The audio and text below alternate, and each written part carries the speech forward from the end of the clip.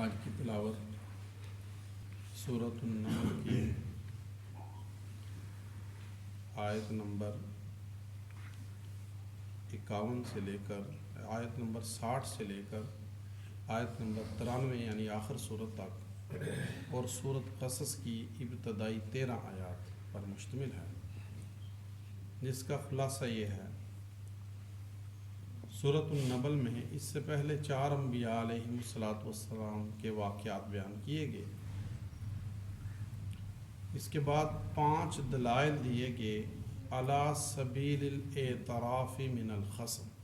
اس کا مطلب یہ ہوتا ہے کہ ایسی دلیل دینا جس کو مد مقابل بھی تسلیم کرنے پر اور اس کا اعتراف کرنے پر مجبور ہو۔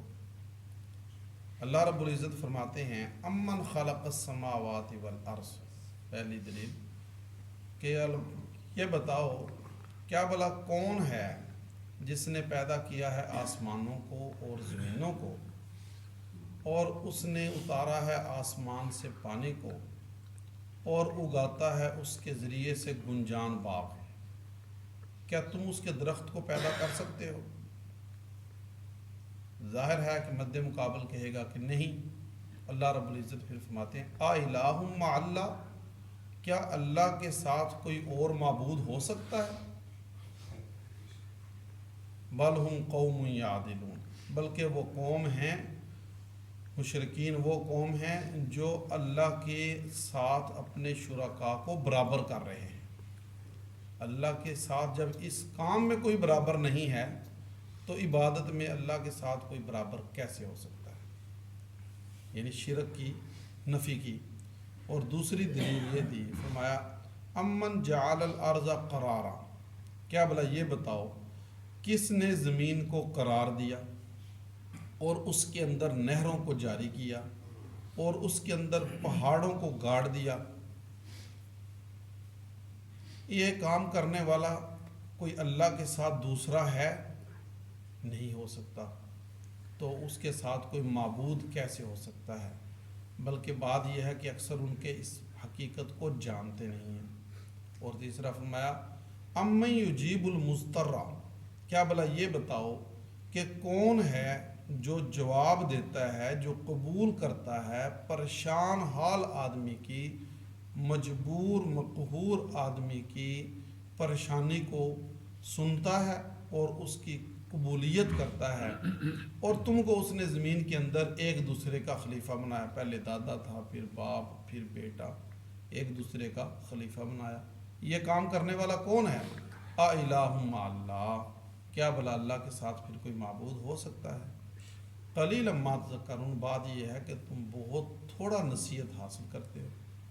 اور پھر فرمایا گیا امن یہدیکم، کیا بھلا یہ بتاؤ کون تمہاری رہنمائی کرتا ہے فی ظلمات البر والبحر، خشکی اور تری کے اندھیروں میں، جب صحرا کے اندر اندھیری رات ہو، پتہ ہی نہ ہو کدھر جانا، اور اسی طرح سمندر کے اندر رات کا وقت ہے، کوئی پتہ ہی نہیں کدھر جانا ہے، تو اللہ نے ستاروں کے ذریعے سے یہ انتظام کیا ہوا ہے کہ ستاروں کے ذریعے سے پھر لوگ جو ہے وہ اپنی رہنمائی لیتے ہیں۔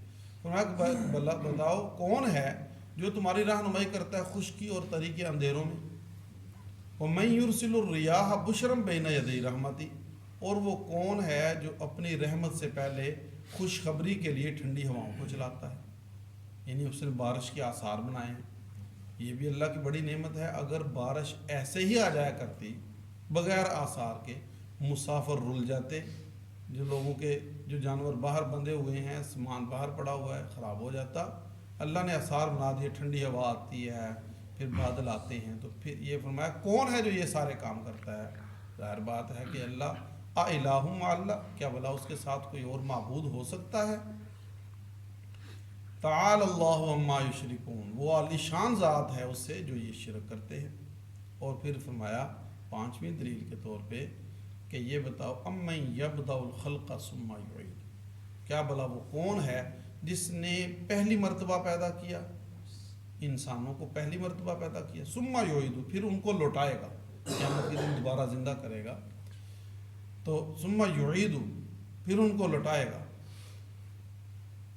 امن یبدأ الخلق ثم یعید وَمَن يَرْزُقُكُم مِّنَ السَّمَاءِ وَالْأَرْضِ، صرف پیدا ہی نہیں کیا، صرف دوبارہ زندہ ہی نہیں کرے گا، بلکہ تم کو رزق بھی دیتا ہے آسمان سے اور زمین سے۔ آسمان سے رزق دیتا ہے بارش اور وحی الہی تعلیمات، اور زمین سے رزق دیتا ہے جو مادی جسم انسان کا کھاتا پیتا ہے۔ یہ سارے انتظام کرنے والا کون ہے؟ اللہ۔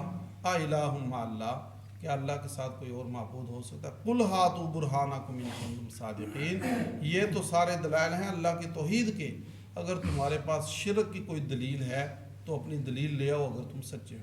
یہ بیان 5 دلیلیں کرنے کے بعد اللہ تعالیٰ فرماتے ہیں قل لا یعلم من فی السماوات والارض الغیب الا اللہ، اے پیارے حبیب اعلان کر دیجئے جو مخلوق آسمانوں میں ہے اور جو مخلوق زمین میں ہے، لا یعلم الغیب الا اللہ، نہیں جانتے غیب کو اللہ کے سوا، کیونکہ اس نے سب کو روزی پہنچانی ہے، اس نے سب کی سننی ہے، اس نے سب کو دینا ہے، اس لیے ہر کائنات کے ذرے ذرے کا علم ہونا بھی اس کے لیے ضروری ہے، وہی جانتا ہے۔ اور پھر فرمایا گیا کہ بلکہ بات یہ ہے کہ یہ لوگ آخرت کے بارے میں شک میں پڑے ہوئے ہیں، اور یہ آخرت کے بارے میں اندھے ہو چکے ہیں، ان کو کوئی علم کی راہ کوئی سجائی نہیں دے رہی۔ یہ کہتے ہیں کہ کیا بھلا جس وقت ہم مٹی ہو جائیں گے اور ہمارے باپ دادا جو ہم سے پہلے فوت ہو چکے ہیں دوبارہ زندہ ہوں گے؟ کیوں نہیں دوبارہ زندہ ہوں گے؟ جس ذات نے پہلی مرتبہ پیدا کیا وہ دوبارہ بھی تمہیں لا کھڑا کرے گا۔ وہ کہتے ہیں نہیں، یہ بس ایک وعدہ ہے جو ہمارے ساتھ کیا جا رہا ہے اور ہمارے باپ دادا کے ساتھ بھی کیا جاتا تھا، یہ بس قصے کہانی ہے معاذ اللہ۔ فرما دیجئے کہ ذرا چلو پھرو زمین میں، دیکھو تم سے پہلے بھی کچھ لوگ ایسے ہو گزرے ہیں جنہوں نے اس بات کا انکار کیا تھا، ان کا انجام کیا ہوا؟ پھر کہتے ہیں کہ کب ہوگا یہ وعدہ؟ مشرکین کہتے ہیں کب ہوگا یہ وعدہ پورا، یعنی قیامت والا یا عذاب والا؟ فرما دیجئے قل عسیٰ ان یکون ردف لکم، قریب ہے کہ یہ تمہارے پیچھے آ لگا ہو۔ علماء مفسرین فرماتے ہیں کہ اس سے مراد جنگ بدر ہے، کہ جب یہ لوگ یہ باتیں کر رہے ہیں، یہ مکی دور کے آخر کی صورتیں ہیں، یہ باتیں کر رہے تھے تو اللہ کا عذاب، مسلمانوں کی فتح، مشرکین پہ اللہ کا عذاب جنگ بدر کی صورت میں ان کے قریب آ لگا۔ فرمایا تمہارے قریب آ لگا ہے جو تم جلدی طلب کر رہے ہو۔ اور پھر فرمایا کہ تیرا رب باوجود بندوں کی سرکشی کے ان پر بڑا ہی صاحب مغفرت ہے، بڑا ہی صاحب رحمت ہے، وہ اپنی رحمتیں کرتا رہتا ہے لیکن اکثر لوگ جانتے نہیں ہیں، اور وہ جانتا ہے اس کائنات کی ہر چھپی چیز کو، ہر ظاہر چیز کو۔ اور فرمایا کہ بنی اسرائیل والے جو آپس میں اختلاف کر رہے ہیں اور اہل کتاب، یہ قرآن اس کو کھول کھول کر بیان کرتا ہے۔ 2 نظریے تھے حضرت عیسیٰ علیہ السلام کے بارے میں، ایک یہودیوں کا اور ایک عیسائیوں کا۔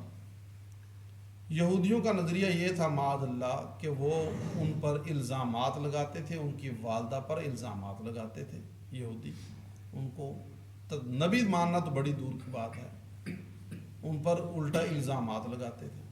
اور عیسائی جو ہیں وہ حضرت عیسیٰ کو اور ان کی والدہ کو معبود مانتے تھے۔ قرآن نے فرمایا کہ نہ ان کا نظریہ ٹھیک ہے اور نہ ان کا نظریہ ٹھیک ہے، عیسیٰ نہ معبود ہیں اور نہ جو یہ یہودی کہہ رہے ہیں اس طرح ہے، بلکہ وہ اللہ کے بندے اور اس کے رسول ہیں۔ فرمایا یہ قرآن بیان کرتا ہے ان اختلافات کو، کھول کھول کر بیان کرتا ہے، بتاتا ہے اصل حقیقت کیا ہے، کیونکہ یہ قرآن اِنَّهُ لَهُدًى وَرَحْمَةٌ لِّلْمُؤْمِنِينَ، یہ قرآن ہدایت بھی ہے اور مومنین کے لیے رحمت بھی ہے۔ فرمایا پیارے حبیب آپ جیسے بھی دلائل دیتے رہیں، بات یہ ہے کہ جو بندہ ہے ہی آنکھوں سے اندھا، کانوں سے بہرا اور گڑھے کی طرف جا رہا ہے، آپ اس کی کیسے رہنمائی کریں گے؟ کیسے اس کو آواز دے کر کہیں گے کہ آگے گڑھا ہے؟ ان کی مثال بھی ایسے ہی ہے، یہ ایسے ہی ان کے دل مردہ ہو چکے ہیں، تم کیسے مردوں کو سناؤ گے؟ یہ تو بالکل ان کے ضمیر مر چکے ہیں اور ان کے ہدایت کی کوئی امید نہیں ہے۔ بس آپ اپنی ذمہ داری پوری کرتے چلے جائیں، اور ایک وقت ایسا آنے والا ہے جب بات پوری ہو جائے گی اور ہم زمین سے ایک ایسا جانور نکالیں گے جو لوگوں سے باتیں کرے گا۔ علماء فرماتے ہیں قیامت کے قریب یہ ایک علامت ظاہر ہوگی کہ ایک جانور ظاہر ہوگا جو لوگوں سے انسانوں کی زبان میں ان کے ساتھ باتیں کرے گا، یہ قرب قیامت میں ہوگا۔ فرمایا پھر جب قیامت آ جائے گی ہم ہر ایک فوج سے اپنے ایک ایک گروہ کو نکالیں گے، آگے لائیں گے، اور پھر ان سے پوچھا جائے گا کہ تم میری آیات کو کیوں جھٹلاتے تھے، یا وہ بتاؤ کیا عمل کرتے تھے تم، تو ان پر بات پوری ہو جائے گی اور وہ کوئی بات نہیں کر سکیں گے، لا ینطقون، بول تک نہیں سکیں گے اللہ کے سامنے۔ اللہ رب العزت فرماتے ہیں کہ یہ دن اور رات کا سکون اور دن کا چلنا پھرنا، یہ ایسے ہی نظام چلتا رہے گا، اور پھر کیا ہوگا، یوم ینفخ فی الصور، پھر اچانک ایک سور پھونکا جائے گا، ففزع من فی السماوات ومن فی الارض الا من شاء اللہ، تو اس کی وجہ سے گھبرا جائے گی ساری مخلوق، جو کچھ آسمانوں میں ہے اور جو زمینوں میں ہے، الا من شاء اللہ، مگر جو اللہ چاہے گا وہ نہیں گھبرائیں گے۔